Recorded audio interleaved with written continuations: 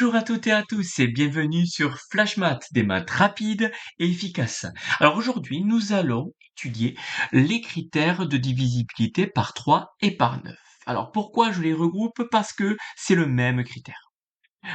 Donc on vous a dit, votre professeur vous l'a dit, ou peut-être vous voulez savoir directement sans que votre professeur vous l'ait dit, comment savoir si un nombre est dans la table de 3? Alors, je vais prendre un exemple 426. Le critère est le suivant. On additionne tous les chiffres du nombre et on regarde si le résultat est dans la table de 3. Si c'est le cas, ça veut dire que c'est la table de 3. Si ce n'est pas le cas, ça veut dire que ce n'est pas dans la table de 3.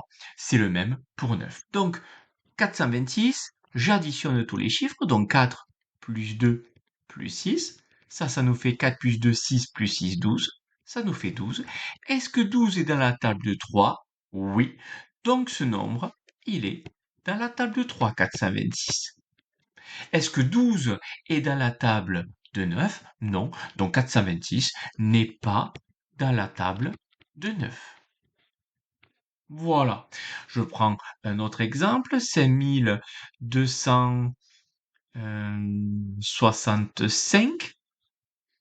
Donc 5265, j'additionne tous les chiffres, donc 5 plus 2 plus 6 plus 5.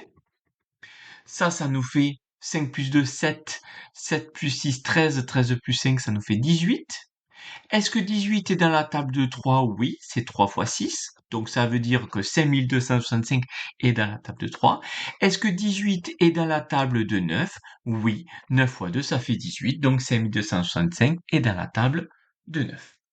Voilà, c'est ce critère-là. Maintenant, pourquoi ça marche ça? Donc il faut s'intéresser à cette question. Pourquoi ça fonctionne? Alors, parce que c'est pas de la magie, les mathématiques, il y a une raison. Alors déjà, avant de parler de raison, il faut revenir sur quelque chose que vous avez vu en primaire et revu sans doute en sixième, c'est la décomposition d'un nombre. Vous avez vu que par exemple 426, on pourrait l'écrire 4 fois 100 plus 2 fois 10 plus 6 fois 1. Je pense que ça, on est au clair pour tous. J'en prends un autre exemple.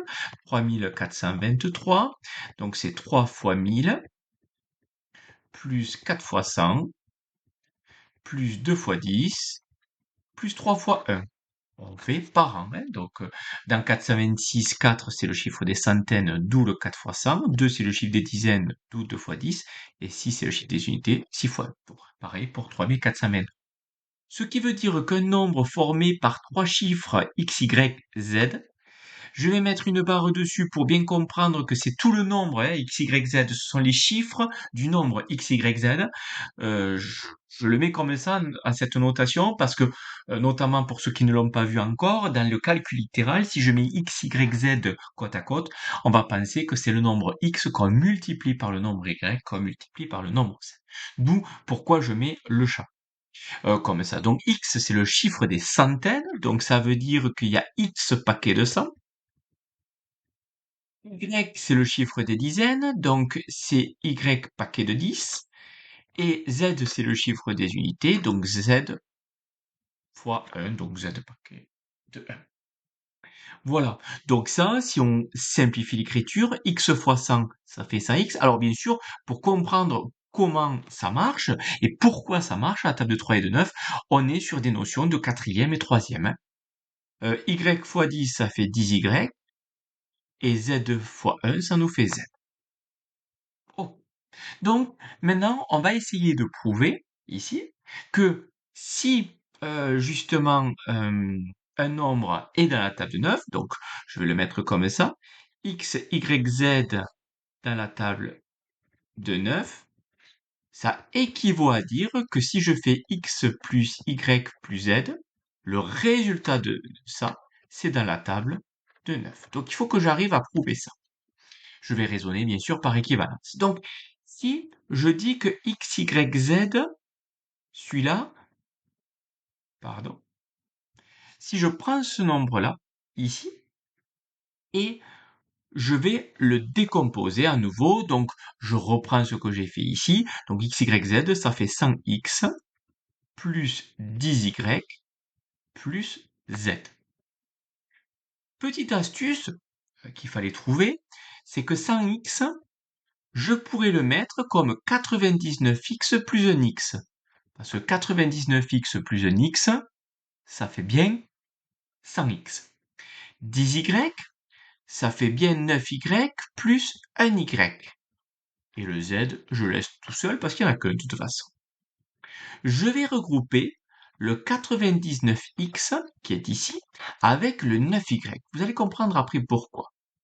Et les autres, je les mets côte à côte, donc j'ai juste commuté certains éléments, j'ai juste changé certains éléments de place. Une chose, un x, j'espère qu'on est d'accord à l'image de ce qu'on avait dit avec z fois 1 qui fait z, un x, je pourrais mettre x, un y, je pourrais mettre y. Ici, cette partie-là, pourquoi je les ai regroupées? Parce que là, je vais pouvoir factoriser par 9. C'est-à-dire, je vais pouvoir dire que 99x, c'est 9 fois quelque chose, et 9y, c'est 9 fois quelque chose. Donc, si je factorise par 9, je vais avoir 9 fois 11x plus y. Je rappelle que si je développe ceci, je vais retomber, normalement, si on ne s'est pas trompé, sur la même chose que 99x plus 9y. C'est le cas. 9 fois 11x, 99x, 9 fois y, 9y. Et je remets bien sûr le plus x, plus y et plus. Maintenant, regardons ça. Ici, cette partie, c'est bien dans la table de 9. Pourquoi? Parce que c'est 9 fois quelque chose. On a 9 multiplié par une parenthèse. Or, que veut dire être dans la table de 9?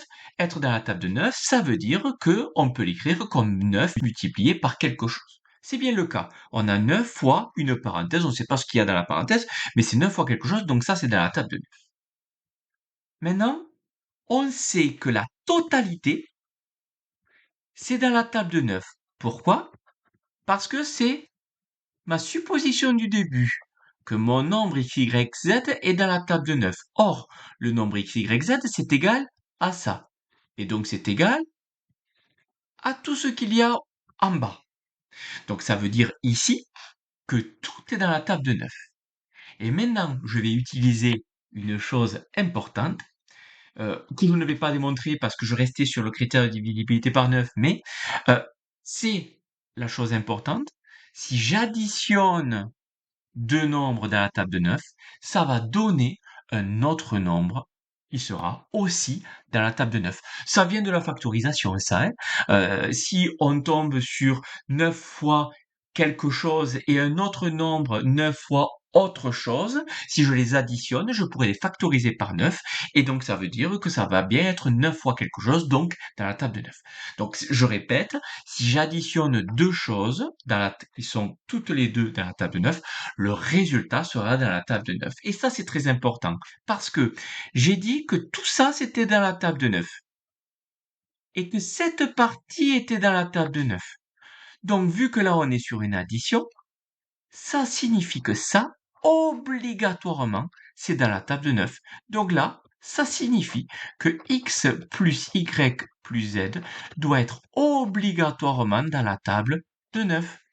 Or, c'est ce qu'il fallait que je prouve. Donc ça veut dire que si x, y, z est dans la table de 9, ça veut dire forcément que x plus y plus z est dans la table de 9. Et x plus y plus z, c'est bien l'addition des chiffres du nombre. Alors là, je l'ai prouvé avec un nombre à 3 chiffres, bien sûr. Ça marche de la même façon avec un nombre à 4 chiffres, 5 chiffres, 6 chiffres ou même 1 million de chiffres.